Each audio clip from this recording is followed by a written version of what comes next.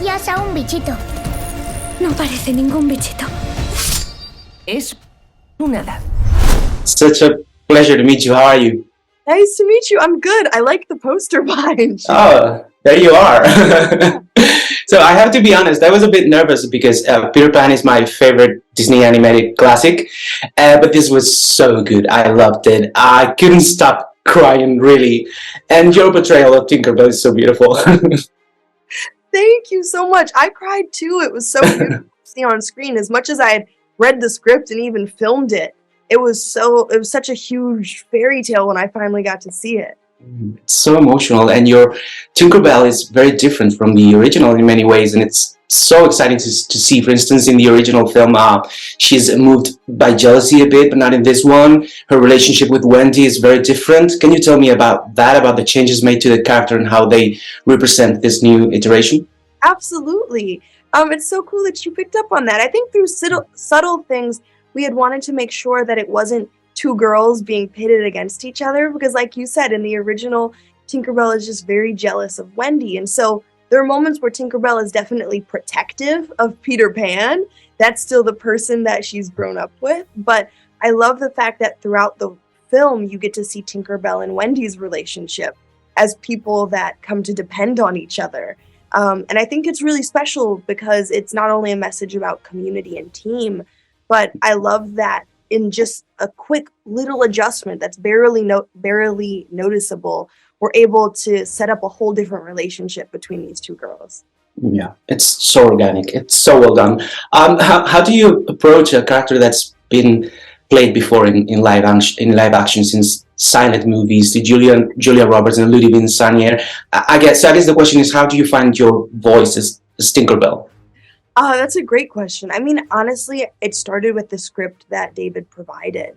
Because, like you said, there are so many classic films. It's one of the few films where there's multiple classics made about this fairy tale. And so to take on such an iconic character, one that you see buzzing around at the beginning of every Disney film, it was definitely nerve-wracking. But I think through reading the script, it started by noting what are the differences that David is bringing forward.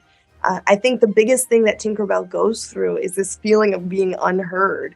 And so in that regard, not only did I look back at the classics, because I think one thing that's consistent is that Tinkerbell is so expressive and so emotive. And so looking at not only the classic Peter Pan films, but also looking at other silent film clips to figure out how to be as expressive when you're trying to get across what you're trying to say and no one's listening to you.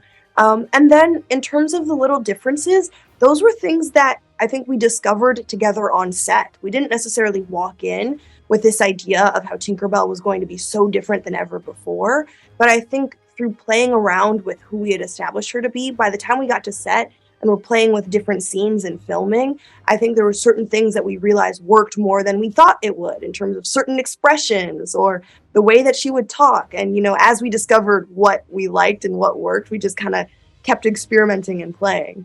Yeah. So another important aspect is the diversity in this film. Lost boys and girls, different ethnicities, female pirates. It's so beautiful to see also the relationship between Wendy as Tinkerbell, as we said, and Wendy and Tiger Lily as well. But it's no secret that these changes are not welcomed by everybody. How does Peter Pan and Wendy move forward the needle in terms of representation?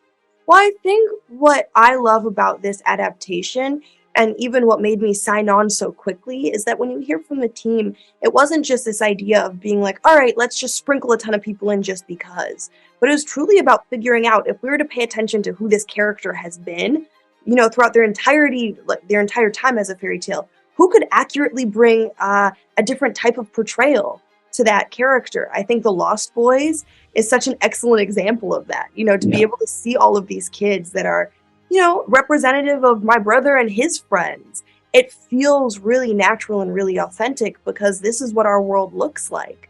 And so I loved the amount of thought that went into it, because every character's change wasn't just for the sake of changing it, but really to benefit the character and the storylines that we got to tell through those characters.